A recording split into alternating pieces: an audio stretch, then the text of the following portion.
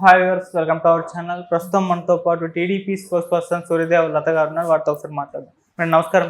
నమస్తే madam YCP MLC తోట త్రిమూర్తులకి శిరోముండనం case కింద జైలు శిక్ష పడడం చూసాం మేడం. అయితే కేసు ఎప్పటిదో అంట, మరి ఇప్పుడైతే జైలు శిక్ష పడింది. అసలు ఏంటి కేసు, అసలు ఏం జరిగింది మేడం?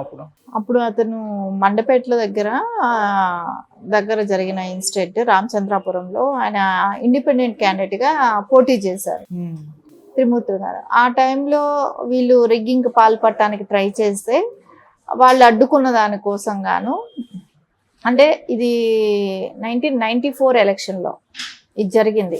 సో వాళ్ళు చేసిన ఆ కక్షలు అప్పటి నుంచి కూడా కానివ్వండి క్యారీ అవుతూ 1996కి ఇది మళ్ళా రిగ్గింగ్ మళ్ళీ ఇంకొకసారి జరగటమే కానివ్వండి, అప్పుడు వాళ్ళు అడ్డుకున్నారు, లోపలికి రానివ్వకుండానే కానివ్వండి. ఇలా అడ్డుకోవటంతో వాళ్ళ మీద ఉన్న కోపం కానివ్వండి, 5గురిని చిత్రహింస పెట్టడం, ఇద్దరినేమో గుండు కొట్టించడం కానివ్వండి, ఐబ్రోస్తో సహా గీసేయటం, ఇంకా వాళ్ళు వెళ్ళి SC ST కేసు పెట్టడం, అది ఇన్ని సంవత్సరాలు ప్రొలాంగ్ అయింది.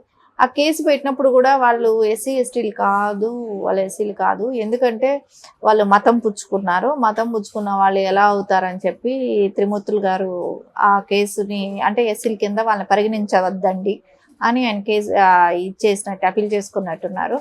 కానీ అవన్నీ కూడా వాళ్ళు ఛేదించుకుంటూ ఇప్పటి వరకు ప్రొలాంగ్ అవుతూ వాళ్ళు మతం తీసుకున్న మాట వాస్తవమే, కానీ మేమైతే బై బర్త్ వచ్చి మా క్యాస్ట్ ఇది అని వాళ్ళు చెప్పుకోవటమే కానివ్వండి.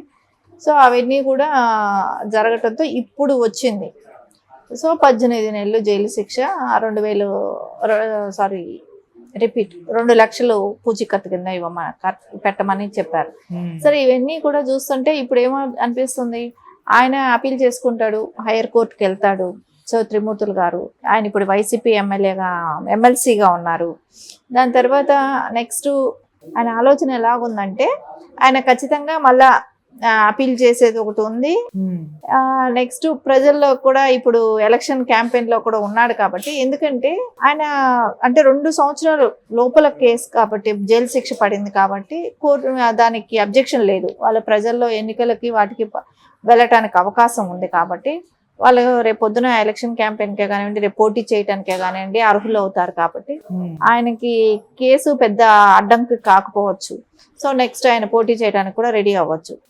సో కోర్టులో ఇప్పుడు హైయర్ కోర్టుకి వెళ్తాడు, దీని మీద స్టే తెచ్చుకుంటాడు, ఇవన్నీ కూడా జరుగుతాయి. సో ఇప్పటికీ ఇది వచ్చిందనేది కానీ 28 సంవత్సరాల తర్వాత దీనికి ఒక ఇది వచ్చింది కానీ, జడ్జిమెంట్ వచ్చింది కానీ, ఇది ఎంతవరకు ప్రాసెస్లోకి వెళ్తుంది.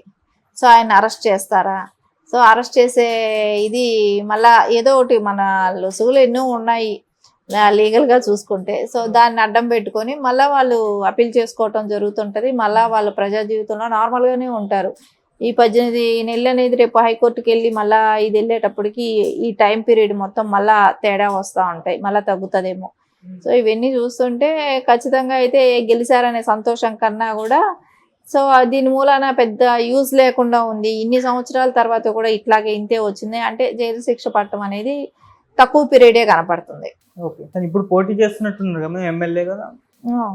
సో ఇప్పుడు అంటే ఎలక్షన్స్ లో పోటీ చేస్తున్నారు కాబట్టి దాని ఇంపాక్ట్ ఏమన్నా ఎలక్షన్స్ పైన పడే ప్రభావం ఉంది అంటే ఆ నియోజకవర్గంలో శిక్ష పడింది కాబట్టి ఒక రకమైన అభిప్రాయం అయితే జనాలకు వచ్చే ఛాన్స్ అయితే ఉంది కదా. పోటీ చేస్తున్నారని చెప్పి ఎలక్షన్ క్యాంపెయిన్ మీద ఖచ్చితంగా అయితే అంటే ఆ జనరేషన్కి తెలియకపోవచ్చు. అంటే ఎందుకంటే 28 years బ్యాక్ అంటే ఇప్పుడు కొత్తగా వచ్చిన యువత చాలా మంది ఉండొచ్చు, చిన్నపిల్లలు పెద్ద ఓటర్స్ అయి ఉండొచ్చు, వాళ్ళకందరికీ కూడా అప్పుడు జరిగిన ఇన్సిడెంట్ తెలియకపోయి ఉండొచ్చు. ఆ కమ్యూనిటీ పరంగా వాళ్ళ పరంగా చూసుకుంటే తప్పకుండా ఈ ఎఫెక్ట్ అయితే పడుతుంది. అంటే అప్పట్లో ఇంత తీవ్రంగా దూషించటమే కానివ్వండి, వాళ్ళని గుండు కొట్టించడం కానివ్వండి, ఐబ్రోస్తో సహా తీసేసేయటం కానివ్వండి, వాళ్ళని హింసించిన విధానమే కానివ్వండి, సో ఇప్పుడు చర్చించుకునే అవకాశం కూడా వచ్చింది కాబట్టి ఖచ్చితంగా ఎఫెక్ట్ అయితే కనపడుతుంది. ఎందుకంటే ఇంకా తెలియని వాళ్ళకి కూడా ఇప్పుడు జనరేషన్ వాళ్ళకి కూడా తెలిసే అవకాశం ఉంటుంది. దీని ఎఫెక్ట్ ఖచ్చితంగా ఎలక్షన్ మీద పడుతుంది. ఓకే, ఇలా జగన్ గారే ముందే ఊహించి అంటే జైలు శిక్ష పడింది, మరి ప్రజలు వ్యతిరేకత వచ్చే ఛాన్స్ ఉందేమో అని చెప్పేసి అతను టికెట్ ఇచ్చారు కదా, విత్డ్రా చేసుకునే అవకాశం ఏమన్నా కనిపిస్తుంది? చేసినా చేయొచ్చు, ఎందుకంటే ఇంకా నామినేషన్స్ వేయలేదు కదా. సో చేసే అవకాశం కూడా ఉంటది. సో ఏదేమైనా అట్లా అనుకుంటే జగన్మోహన్ రెడ్డికి 16 నెలలు జైల్లో ఉండొచ్చాడు. సో 43,000 కోట్లు స్కామ్ లో ఆయన ఉన్నాడు. సో అలాంటి ఆయనకి అది పెద్ద పట్టింపు కావద్దు. ఎందుకంటే ఆయనే జైలుకి వెళ్ళి వచ్చిన వ్యక్తి కాబట్టి దాని గురించి ఆయన అంత సీరియస్ గా తీసుకుంటాడు అనేది ఉండదు కదా. ఖచ్చితంగా ఆయన అయితే ఇస్తాడు. ఇలాంటి వాళ్ళని ఆయన కావాల్సిందే ఆయనకి రౌడీయిజం. సో ఎన్నికల్లో కానివ్వండి ఇట్లాంటి పార్టిసిపేట్ చేసే వాళ్ళకి నేర చరిత్ర ఉన్నా కూడా ఆయనకేం పెద్ద ఎఫెక్ట్ పడదు ఆయన జగన్మోహన్ రెడ్డికి. ఖచ్చితంగా అలాంటి వాళ్ళని తీసుకుంటాడు, మళ్ళీ వాళ్ళతోనే చేయిపిస్తుంటాడు. సో ఆయన ఏమి దాని గురించి నేను అనుకుంటాను ఆ జగన్మోహన్ రెడ్డికి అంత నిజాయితీ పరుడే అయితే సో హంతకుల్ని పక్కన పెట్టుకొని తిరిగే వాళ్ళకేమి నిజాయితీ ఉంటది. సో ఖచ్చితంగా అలాంటి నిజాయితీ ఏమీ ఉండదు కాబట్టి అతనే త్రిమూర్తులు గారే పోటీ చేస్తారు. మీరు చూస్తా ఉండండి, రేపొద్దున అదే జరుగుతుంది.